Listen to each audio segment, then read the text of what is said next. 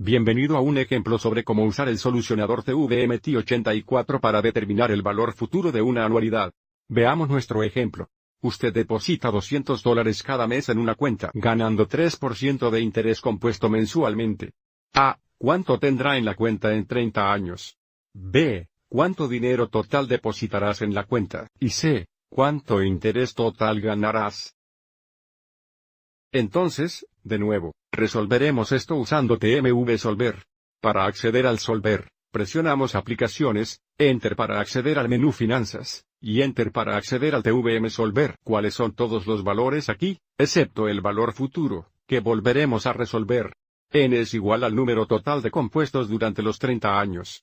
Y debido a que el interés se capitaliza mensualmente, y hay 12 meses al año, y será 30 veces 12 o 360. Podemos ingresar 360 o 30 veces 12. Cuando presionamos Enter, calculará este valor para nosotros. La tasa de interés es del 3%, por lo que ingresamos 3 para la tasa de interés, Enter.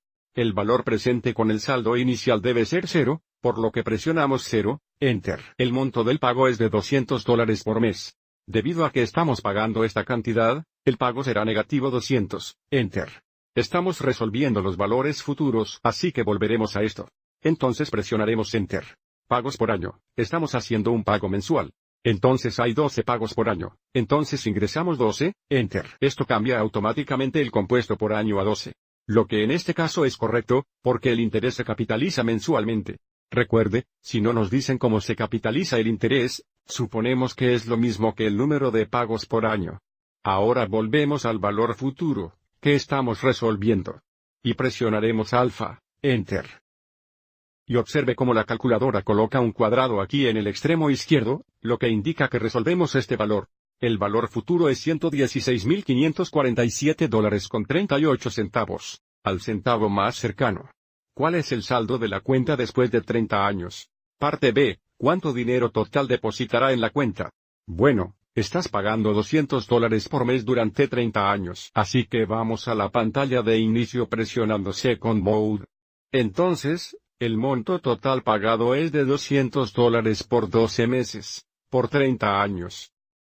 Que es igual 72,000 a dólar. La última pregunta.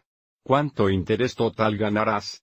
Bueno, pagaste $72,000 en la cuenta, que ahora vale $116.547.38, por lo que la diferencia nos dará el interés total ganado. Entonces tenemos $116.547.38. Menos $72,000.